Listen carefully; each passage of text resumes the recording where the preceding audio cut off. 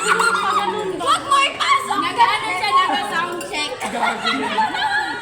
Talo yan dyan, Tuwet. Di ba, makaspang yung tumbler niya? Hoy! Nagay ng kuya ako. Pati ba naman yun?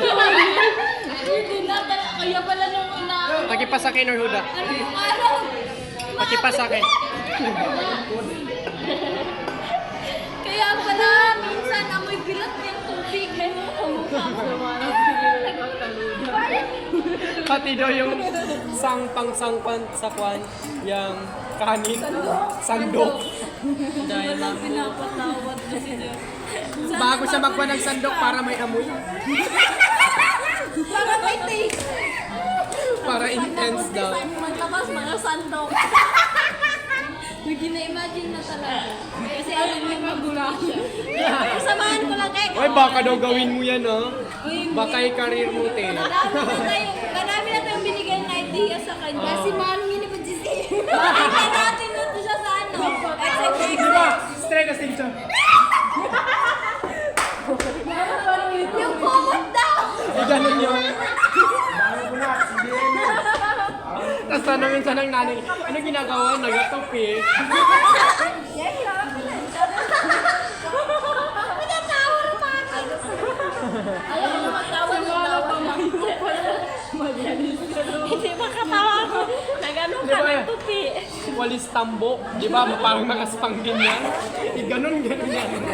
Hindi yung ano, ganun niya sa ano niya. Yung clip niya, yung sa tambo, ganun niya lang. Sabi niya, Yung mukha niya.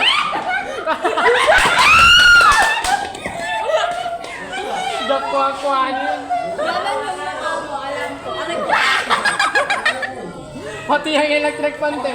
Ganyan niya, giling niya niya. Sinagnarasan eh. Pinagawa natin yan mamaya. Gawin na yan. Gawin ko sa Tapos, katingka, akala mo yung pula, naging filter yung kwan, naging pula yung camera, hindi pala pinasok. Joke lang. Joy, ano na kasi? Baka bulsa yan ni Doraemon. Mag-grabe na ako. Mag-rant si Namba may, makapag ko. Labas mo na, Joylyn. Mag-rant siya mamaya, black na tayo. Wala akong kasali dyan, ha?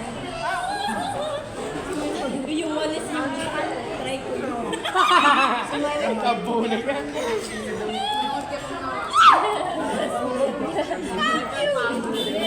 Amber na. Ayoko na talaga magdala na ako ng camera. O, yan. Panitain yan sa buhay ko.